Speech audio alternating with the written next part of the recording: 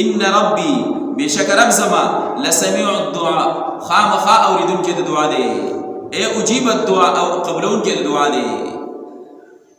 اجیب الدعاء قبلون کې د دعا دی ما د رب نه دعا کړې او زما دا امید دی چې رب چې دی هغه به دعا قبول کړي الله جل شانو د دعا قبلون کې دی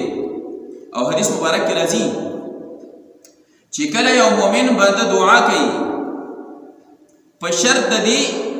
چې د صد ګناه د عمل د فارې دعا نه کړي او دویم دا چې د قطع رحمه دعا نه کړي د رشتہ دارانو سره د رشتې د کټ کېدو دعا نه کړي یا یو رشتہ دار د چې داسې دعا کړي خیری کړي چې داغه د وجه نه رشتہ کټ کیږي او هغه کې دغه صفت موجود دی د رشتې د کټ کېدو دعا نه کړي نو الله جل شانو د مؤمن بندا دعا قبلای اوس به یو کس وی چې لکه مو خساره او مخام ورته می دعاګانې غواړو خدا خو مونږ ولې نه دی نه نو حدیث مبارک کې راځي چې د مؤمن دعا رد کیږي نه د مؤمن دعا قبليږي خو الله جل شانو علیم ذات نو هغه مصلحت تګوري یو مؤمن بنده حدیث مبارک کې نبی رسول الله فرمایي یو مؤمن بنده دعا وکي نو یا خدای دې چې هغه کم سيزي غوښتلې هغه سیز ورکی یاد لري چې یو مؤمن بده یو سیز دعا کوي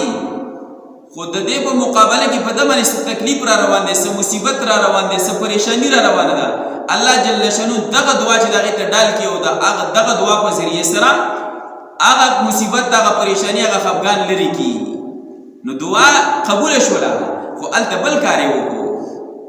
دا کم سیز د پاره چې د دعا غوښتي و نو هغه سیز د انسان ته دومره ضرورت نو مومن ته د دې تکلیف چې کم مصیبت دغه تکلیف ډیر نو الله دغه تکلیف نه محفوظ وساتي او درې حدیث مبارک کې راځي نبی رسول الله فرمایي الله جل شانو یو مؤمن بنده ځان ته ودرې او ته فرمایي تا ته ما د دعا حکم ته زمانه دعا غوښتي و نو بنده به حکم عرض کې الله غوښتي و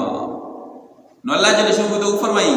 تا چې کوم دعا کړې یو دعا ما ستارت کړې نه ټول می قبول کړې دي بعضی می ته پاغه ټیم چې د دنیا کې خودري چې ظاهر شي وکړ شي چې قبول شي دي بعضی داسې چې مصیبت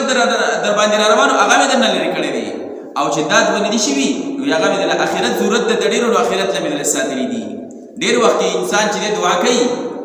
دومره ضرورت دی د خپل ضرورت نم ډېر سوال کوي نو الله هغه دعاګانې آخرت د پاره چې ساتي نو بیا په آخرت کې چې کوم سيزونه د غوښتي داغه دعاګانو هغه چې